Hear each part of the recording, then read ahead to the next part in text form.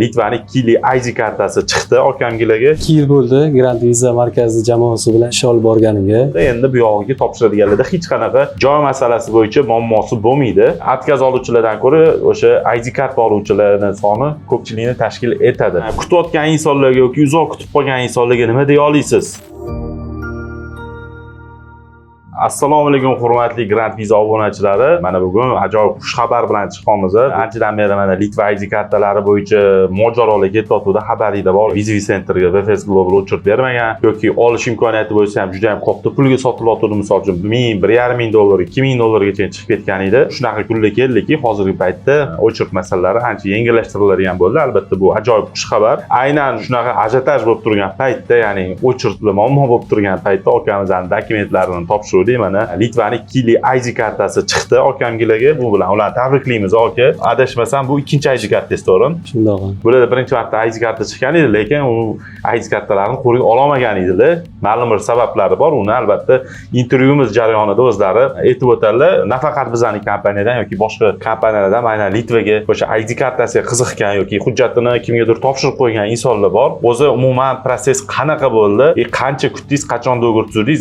Orada nimalar bo'ldi? Qatlarga borib topshirdingiz? Hozir kungacha bo'lgan vaziyatda albatta obunachilarimizga aytib o'tsangiz. Assalomu alaykum avvalambor hurmatli yurtdoshlar. Men 2 yil bo'ldi Grand Visa markazi jamoasi bilan ish olib borganimga. Biza Yerevanga bordik. Ochirib muammo bo'lganda Yerevanga borib topshirdik. U yerdan ID kartam chiqdi-da, keyin Gruziyaga bordik. U yerda bitta muammo bo'ldi. O'tkazmadi meni. Shunaqa qilib qaytishga majbur bo'ldim. Oxirigacha ishonib, keyin kutdim-da oxirigacha. Bizani o'zi qaysi ijtimoiy tarmoqdan kuzatuvdingiz? Biron bir yaqiningiz ketganmidi bizdan? Yaqinim ketgandi, o'rtog'im ketgandi. Yaqiningiz ketgandi, o'shaning uchun ishondingiz. Xo'p, endi bitta narsa dilni xira qiladigan tarafli noto'g'ri kommentariy bildiradi.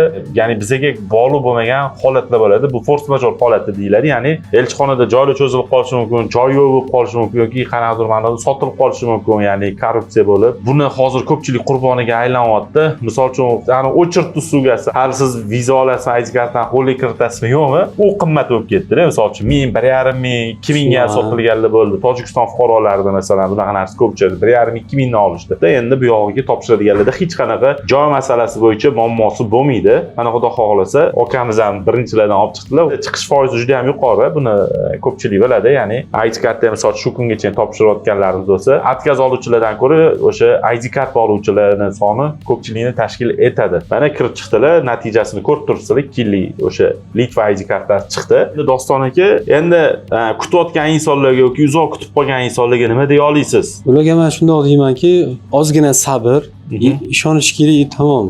Uzoq muddatga kutgan bo'lsam, natijasini ko'rdim. Okajon, xizmatimizga rozimisiz? Ya'ni o'sha shuncha vaqt o'tdi, mana endi roziman. Elchixona tarafdan qanaqadir muammolar bo'ldi, uzilishlar bo'ldi yoki sizni tayyor ID kartangiz ola olmaslik holatlari bo'ldi. Qilgan sabringiz uchun bizning kompaniyani tanlaganingiz uchun o'z minnatdorchiligimizni bildiramiz.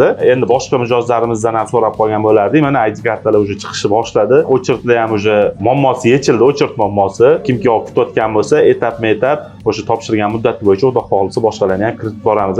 Bizga ishonganlar, biz shu paytgacha ishonib kelayotganlar uchun o'z minnatdorchiligimizni bildiramiz. Keyingi sonlarda o'sha yangiliklar bilan birinchilardan bo'lib Grand Visa markazida kuzatishingiz mumkin. O'zingizni ehtiyot qilinglar. Keyingi efirlarda ko'rishguncha salomat bo'lasizlar.